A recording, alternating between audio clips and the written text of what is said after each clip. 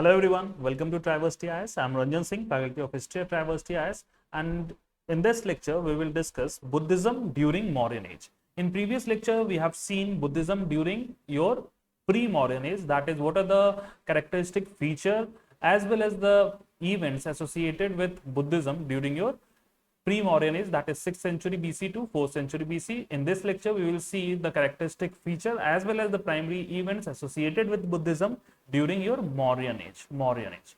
Let's see. First of all, we have seen that during pre-Mauryan age, Buddhism was more a philosophical doctrine than a religious doctrine. But by the time of your Mauryan age, Buddhism acquired a true religious sense, or it became a distinct religion in or by the time of your Mauryan age. What is the proof of it? So Ashoka himself have mentioned in one of his writings that there were major 5 religions being practiced in his empire, and Buddhism was one of the major one. Now, socho, Buddhism religion ban gaya hai. If Buddhism has become a religion, then there must be some god, and of course, the god will be Gautam Buddha. So you have a god, and with religion you also have some practices to pay or worship the god, or to pay respect to the god, or venerate the symbols, or pay respect to the god. So what were these things?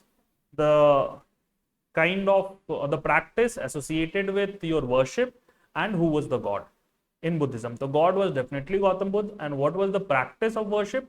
So during this period, as we know, in your Mauryan age, there was no image worship. Therefore, Buddha was worshipped, or he was worshipped or respected by veneration of symbols associated with his life. You can see this veneration of symbols associated with his life, or revelations of his symbols associated with his life.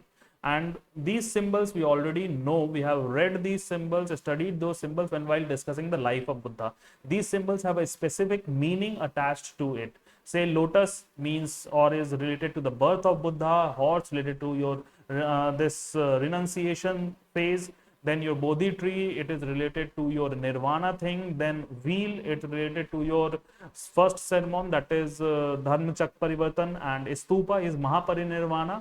And all these symbols were used to pay respect to the god, that is Gautam Buddha, during this period.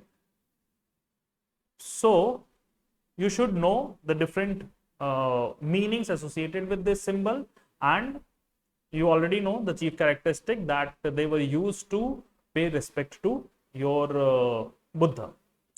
And therefore, these symbols were constructed. A large number of these symbols you can see in the art and architecture during that period.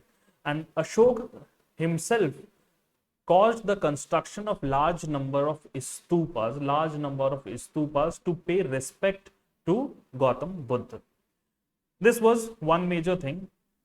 Apart from this Ashoka, there was let's first see this another prime event which occurred during this reign of Ashoka, that was the third Buddhist council. What was the major development which took place during this Buddhist council? So the 3 Pitakas were completed.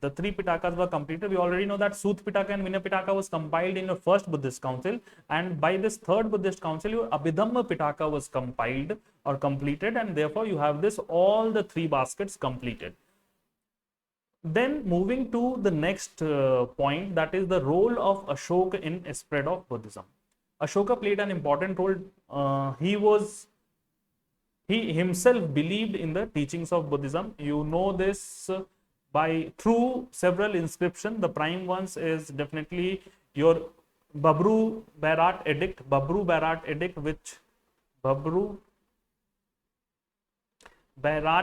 which shows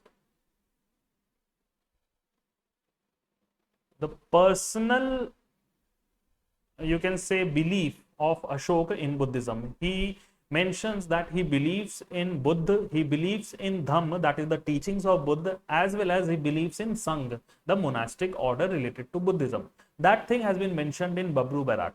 Even in your Rock Edict 13, he have mentioned that after Kalinga War, he converted to Buddhism. It has been mentioned that he converted to Buddhism. There are two other important inscriptions which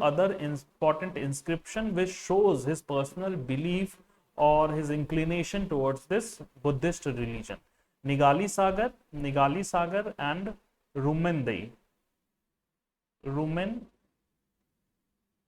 inscription, Rumendei or Lumbini. Both these inscriptions are located in present day Nepal, and there are few specific informations contained in the written down in these inscriptions which are important, which can be asked in your examination. Rumendei inscription or Lumbini inscription, Lumbini was the place of birth of Buddha, and in this inscription it is mentioned that Buddha visited this place, Ashoka visited this place and gave tax concessions to the people of this village, This has been mentioned. In this inscription, and this can be asked.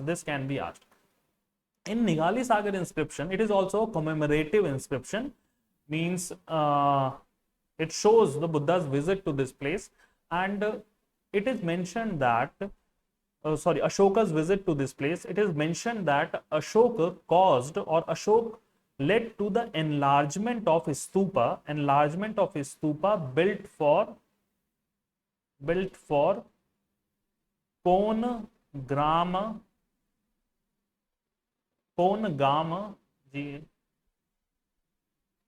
Buddha. Ponagaman Buddha. You must wonder, till now we have seen the name of only one Buddha, that is your Gautam Buddha. Then who this Buddha is? From where this another Buddha come from? So in this orthodox school and other schools of Buddhism also, it is believed that Gautam Buddha was not the first Buddha who has came to earth. There were previous Buddhas also, and if there are previous Buddhas, then there will be future Buddha also. So we need to know the prominent previous Buddha as well as the name of your future Buddha. So Konagamana was one of the previous Buddha. In Sanskrit he is referred as Kanak Muni Buddha, and he was a prominent previous Buddha. The prominent previous Buddha, please note down the names of prominent previous Buddha. The first one is your Dipankar. Second one is Kakusand. Then third one is Kongaman. Fourth one is Kassap. Fifth or the present Buddha is your Gautama Buddha. And in future, the sixth one is your future Buddha, that is Maitreya. This is the name of future Buddha. These are the prominent previous Buddha. Of these six, or 2, 3, 4, 5, 6, the number 2, 3, 4, 5, 6, they belong to this present aeon, present time period, that is present aeon. So these names you can get in your questions, that who these Buddhas are, or which of the following belongs to or are a previous Buddha. So Kakusand, Konagaman, Kassap, Gautama. Gautama is the present Buddha, and Maitreya is the future Buddha. This already has been asked, that the name of future Buddha is, so it is Maitreya. And this Kongamana is most important because it has been mentioned in your Ashokan inscription. So now you get this concept of former Buddha and future Buddha. One more thing you can see in this slide, that I have mentioned one thing, that is Pratyek Buddha. So who is this Pratyek Buddha? Pratyek Buddha are the ones who have found the truth for themselves. Without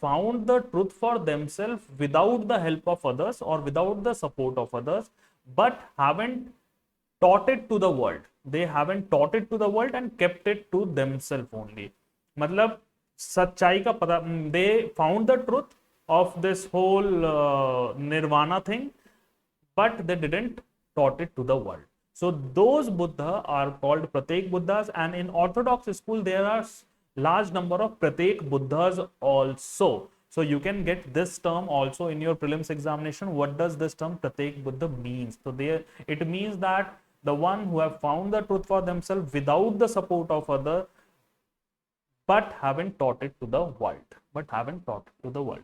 So these are the major things which are associated with your Buddhism in your Mauryan age. In our next lecture, we will see the primary feature or the main feature, as well as the changes which have occurred in your practices of Buddhism in your post-Mauryan period. To receive the notification of our next lecture, please subscribe to the channel, and thank you.